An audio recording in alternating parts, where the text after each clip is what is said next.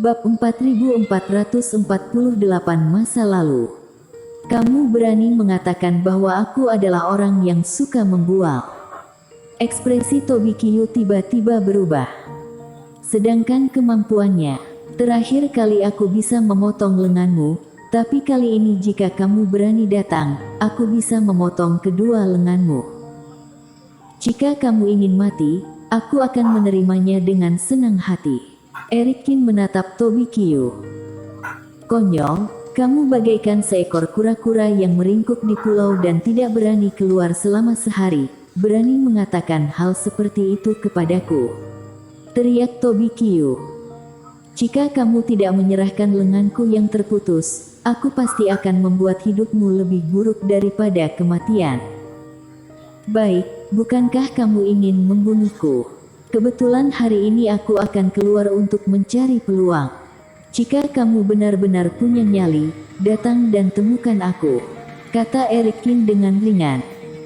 Namun, penjahat licik sepertimu seharusnya tidak punya nyali. Haha. Tobikiyu tertawa marah. Kalau begitu tunggu saja. Meninggalkan kalimat suram, Tobikiyu bahkan tidak menanyakan jawaban Erikin. Lalu tubuhnya berubah menjadi energi hitam lagi, menghilang dari dunia. Siapa energi hitam tadi? Apakah itu Tobikiyu? Segera setelah Tobikiyu pergi, kabut beracun menghilang, semua kultivator datang dan tetua bertanya. Sejak Erikin mengungkap identitas si bayangan hitam, Yudhira Ying tidak menyembunyikannya dari semua orang, sehingga kini di Pulau Emas, semua orang mengetahui identitas asli bayangan hitam adalah Tobikiyu. Iya, dia mungkin datang ke sini untuk memprovokasi, kata Erikin. Terlepas dari apakah dia memberikan lengan Tobikiyu atau tidak, pria ini benar-benar tidak dapat dipercaya setelah beberapa kali berinteraksi dengan pria ini. Jadi daripada mengatakan bahwa Tobikiyu datang untuk merebut tangannya, lebih baik mengatakan bahwa dia datang untuk memprovokasi dirinya. Namun, Erikin juga memiliki beberapa keraguan.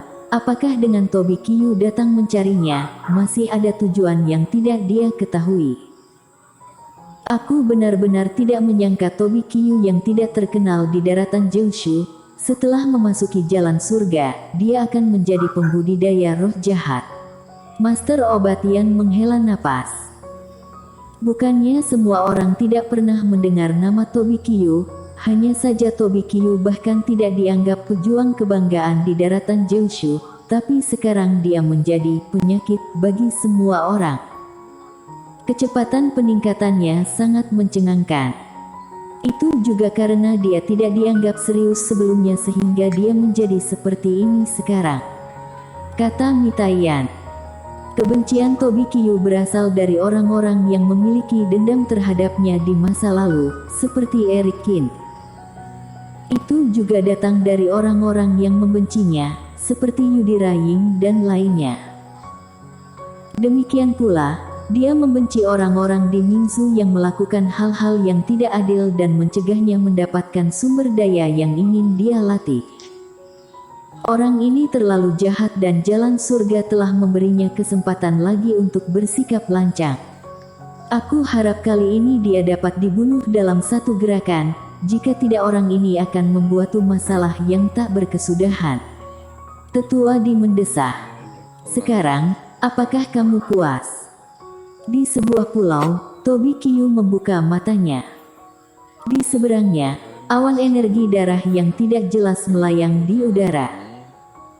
Meski awan kabut darah ini hanya sebesar telapak tangan, samar-samar terlihat ada wajah Evan Hun di dalamnya. Jelas, tidak satu pun dari mereka yang menganggur akhir-akhir ini. Meskipun orang ini tidak bisa melepaskan diri dari segel, sebagian dari kesadarannya berhasil keluar dari dasar laut. Sebenarnya, aku benar-benar tidak mengerti mengapa kamu harus peduli dengan Erikin ini. Melihat Evan Hun terdiam, Tobikiyu mendengus lagi. Dalam hal kultivasi, dia tidak sebaik Yudhira Ying dan lainnya. Sekarang dia telah melukai kerohaniannya, dia bahkan sia-sia.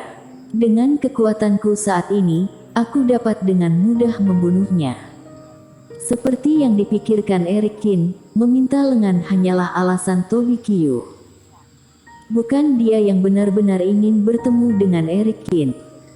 Tidak, di mataku, putra ini adalah yang paling berbahaya. Evan Hun menggelengkan kepalanya dan berkata, aku pernah melihatnya sebelumnya dan memiliki perasaan samar bahwa ada aura khusus di tubuhnya, yang tidak berasal dari wilayah tersebut.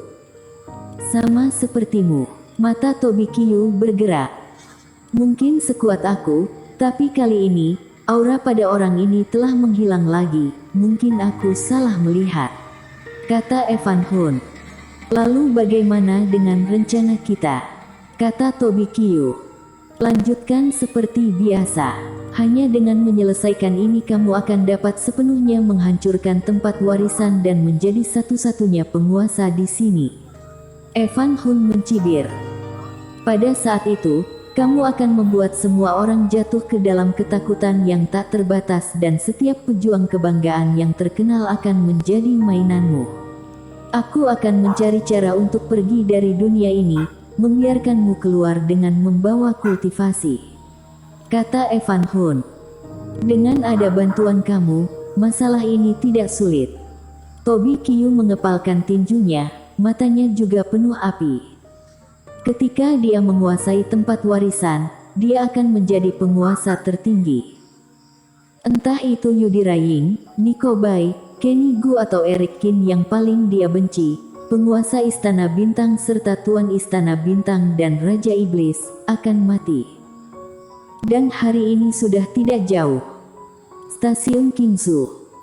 Energi hitam dalam tubuh para kultivator yang tidak sadarkan diri itu telah menghilang dan mereka segera bangun. Mita Yan meninggalkan sesepuh untuk merawatnya, jadi dia mengatur agar semua praktisi kembali dan beristirahat. Saat pergi, kepala suku Li tertinggal beberapa langkah, dia melirik Eric Kin dan mendarat di punggung tetua Di. Sudah waktunya baginya untuk menjelaskan beberapa hal. Tuan Li, kenapa kamu ada di sini?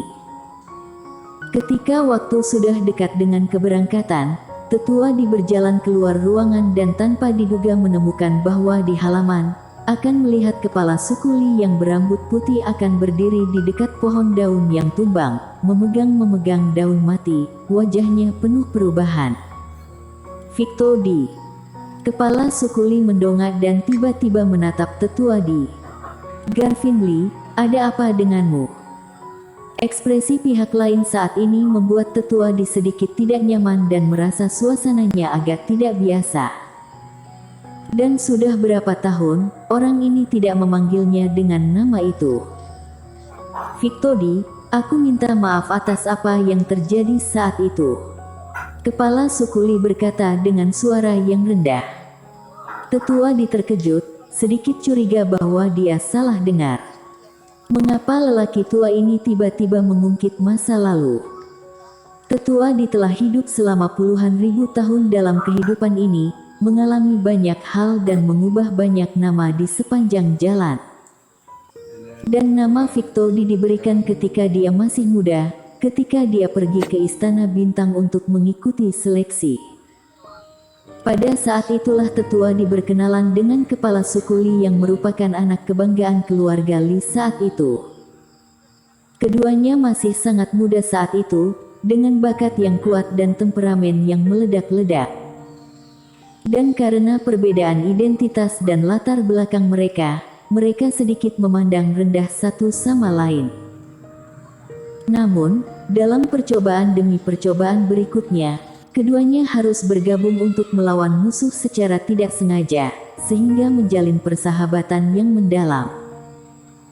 Bahkan pada akhirnya, keduanya menjadi saudara hidup dan mati yang bisa saling percaya dan menyerahkan punggung mereka satu sama lain. Lalu di akhir penilaian, hanya tersisa mereka berdua. Kepala suku Li yang selalu mengincar untuk memperebutkan juara, tiba-tiba melepaskan kesempatan ini dan menyerahkan juara pertama itu kepada tetua Di. Karena kepala suku Li tahu bahwa dia tidak bisa bergabung dengan Istana Bintang, dia datang untuk mengikuti pelatihan hanya untuk membuktikan kekuatannya kepada keluarga, tetapi tetua Di sangat membutuhkan apresiasi dari Istana Bintang.